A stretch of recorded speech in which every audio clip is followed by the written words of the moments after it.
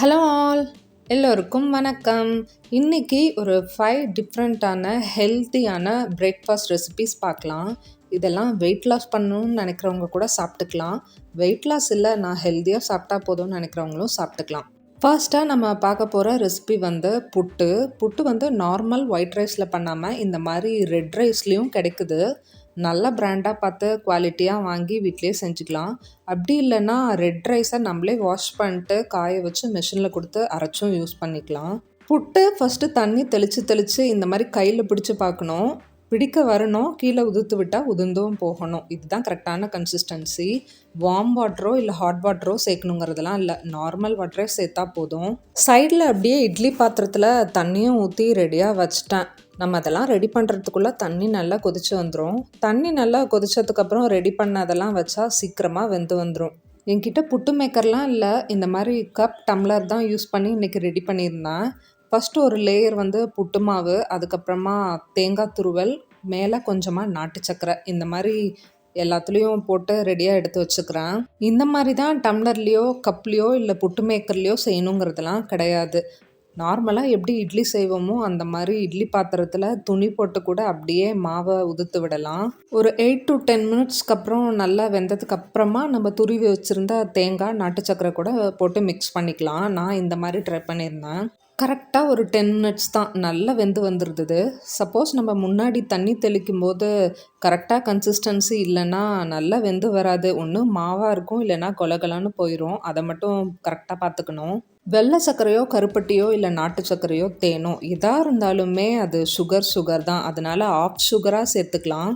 செகண்டாக நம்ம பார்க்க போகிற ரெசிபி மில்லட் வச்சு வெண்பொங்கல். நான் இந்த மெஷரிங் கப்பில் 1/2 கப் மில்லட் எடுத்துக்கிறேன். எனி டைப் ஆஃப் மில்லட் கூட எடுத்துக்கலாம்.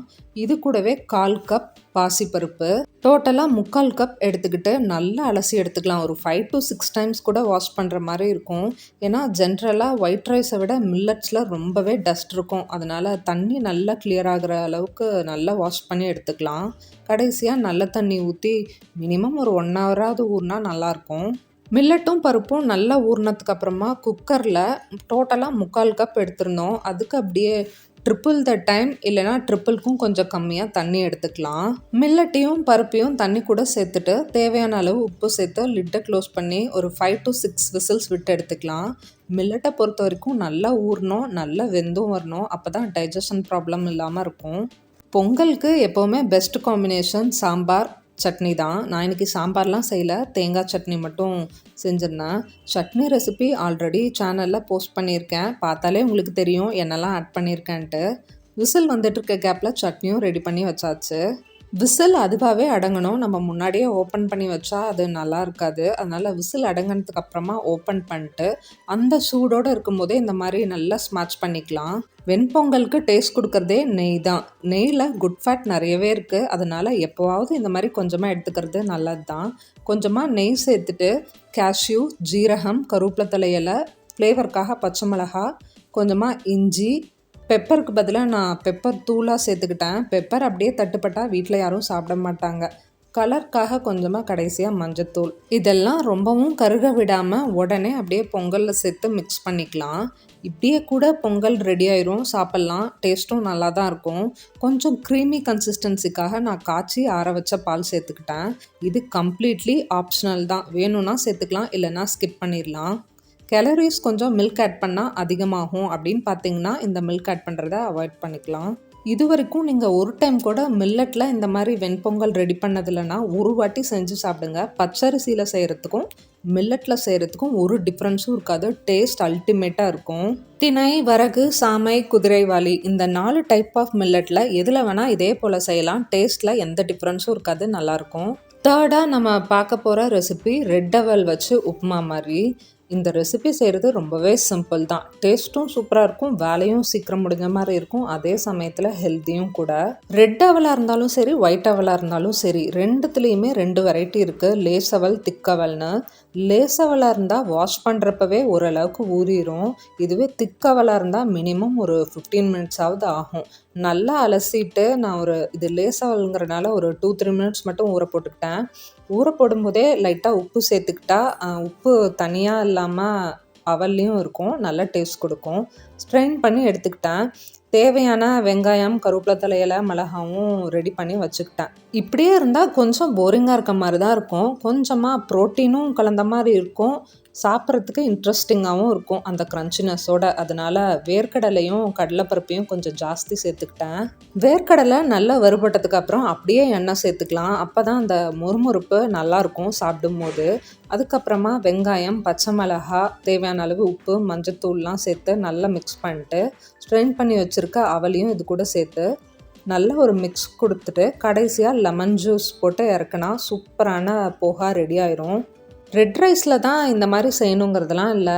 மார்க்கெட்டில் இப்போலாம் நிறைய வெரைட்டிஸ் ஆஃப் போஹா கிடைக்குது. ராகி, சோளத்தில் கூட கிடைக்குது. அதில் கூட ஏதாவது ஒன்று வாங்கி இதே போல் ட்ரை பண்ணி பார்க்கலாம். டேஸ்ட் சூப்பராக இருக்கும். ஃபோர்த்தாக நம்ம பார்க்க போகிற ரெசிபி ராகி சேமியா. ராகி சேமியா நிறைய பிராண்டில் கிடைக்குது. உங்களுக்கு என்ன பிராண்ட் பிடிக்குதோ அதை வாங்கி யூஸ் பண்ணிக்கோங்க. ஒரு 2 மினிட்ஸ் மட்டும் ஊற வச்சா போதும். கொஞ்சமாக உப்பு சேர்த்துட்டு நான் தண்ணியில் ஊற வச்சுக்கிறேன். பேக்கெட் பின்னாடியே போட்டிருக்கோம் எவ்வளோ நேரம் ஊற வைக்கணுன்ட்டு.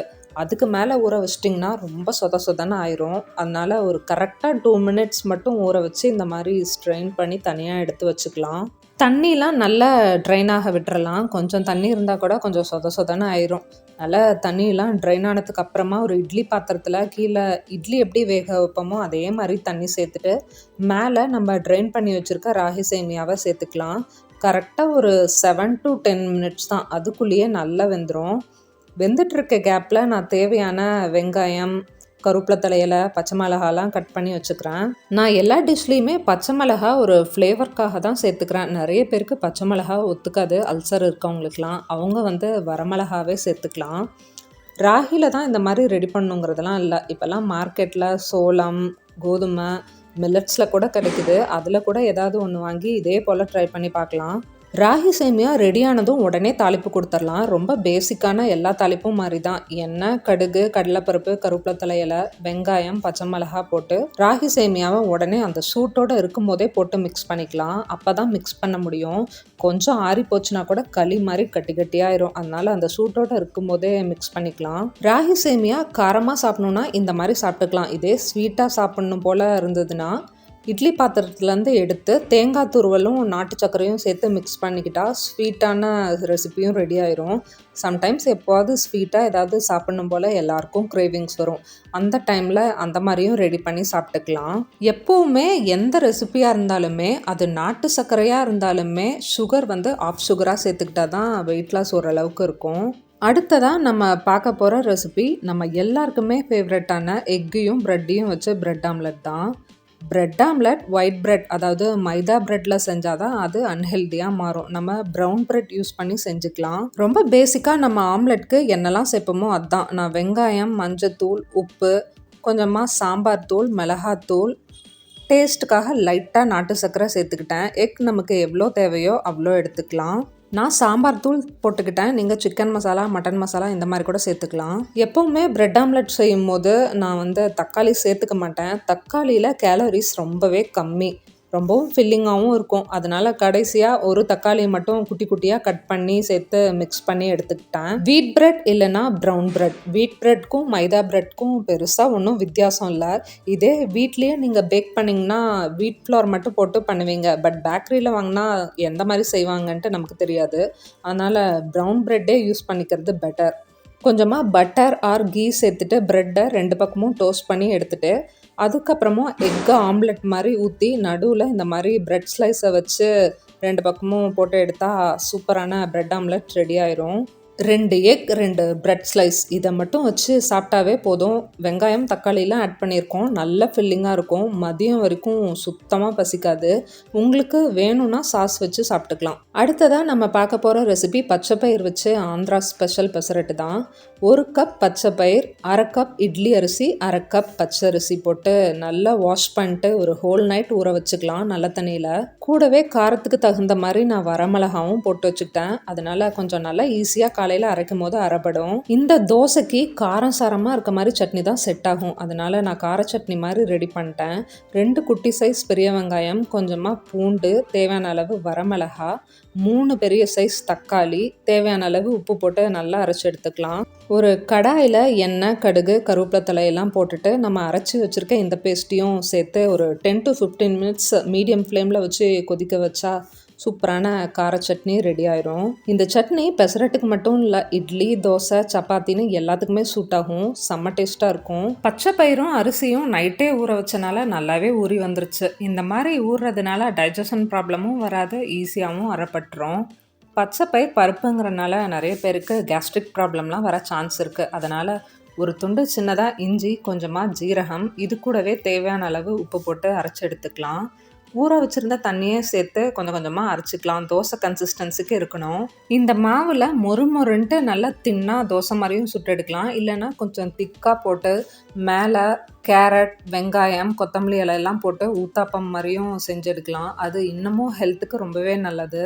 ஒரு 2 வாட்டி சாப்பிட்டு பழகினதுக்கு அப்புறமா பச்சை பயிர் குவான்டிட்டி அதிகமாக எடுத்துக்கிட்டு அரிசியோட குவான்டிட்டி ஸ்பூன் கணக்கில் எடுத்துக்கலாம். இன்னமும் ஹெல்த்துக்கு நல்லது. ஓட்ஸ், ஸ்ப்ரவுட்ஸ் இந்த மாதிரி மட்டுமே டெய்லியும் வெயிட் லாஸ்க்கு எடுத்திருந்தா நமக்கே போர் அடிச்சு போயிடும். அப்புறம் ஒரு நாள் நிறைய எடுத்து சாப்பிட ஆரம்பிச்சிருவோம்.